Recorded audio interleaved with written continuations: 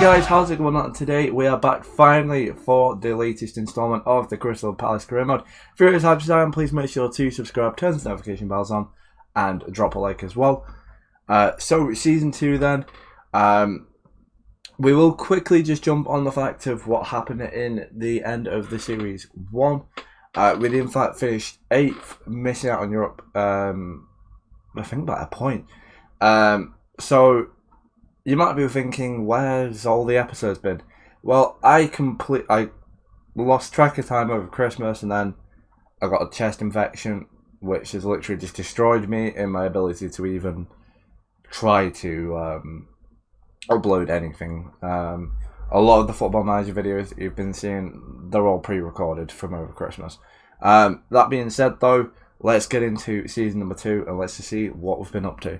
So I think we have to start with the signing. The first person to jump in is the man between the sticks. It is Alfonso Areola, a really good keeper, to come in. Next, we did indeed bring in a new centre-back. I wasn't convinced by Anderson.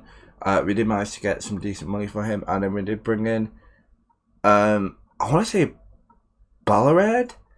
I haven't figured out how to say his name. I've basically been calling him Leandro from the start.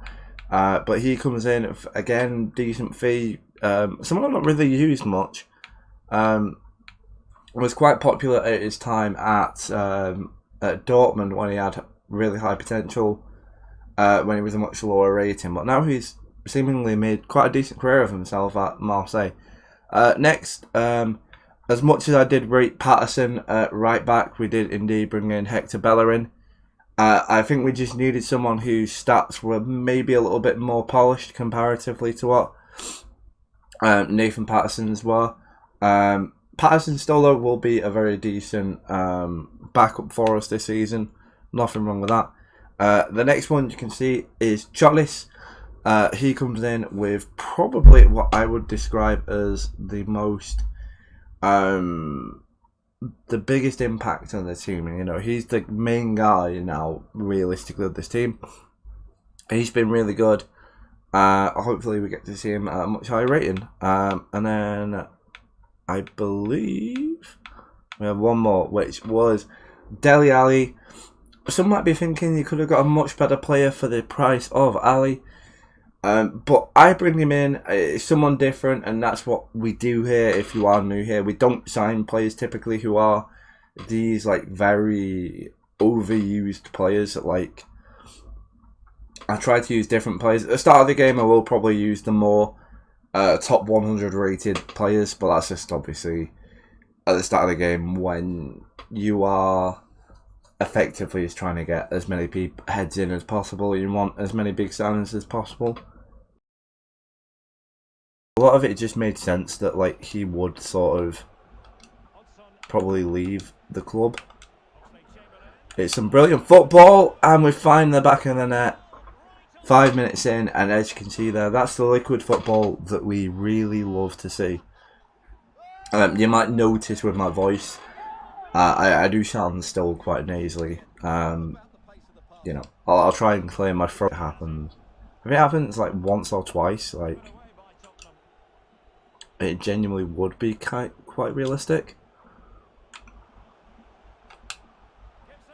Oh, it's a beautiful goal by Edouard from seemingly nothing. I don't really know what happened. It might have taken a nick on its way through, but that got some aggressive dip on it.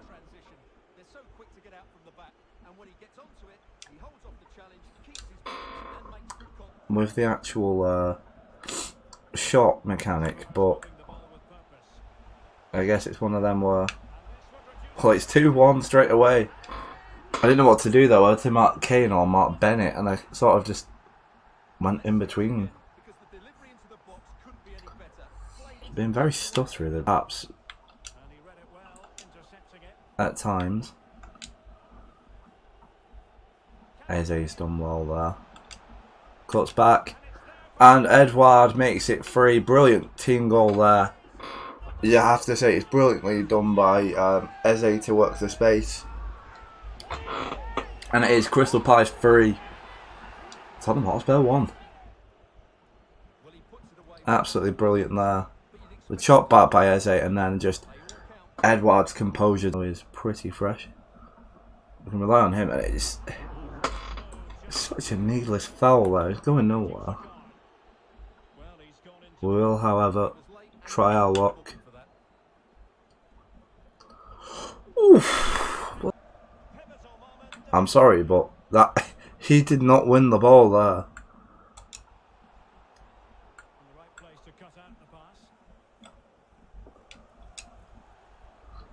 As we perhaps get away with another one of those type of tackles. Brennan Johnson away.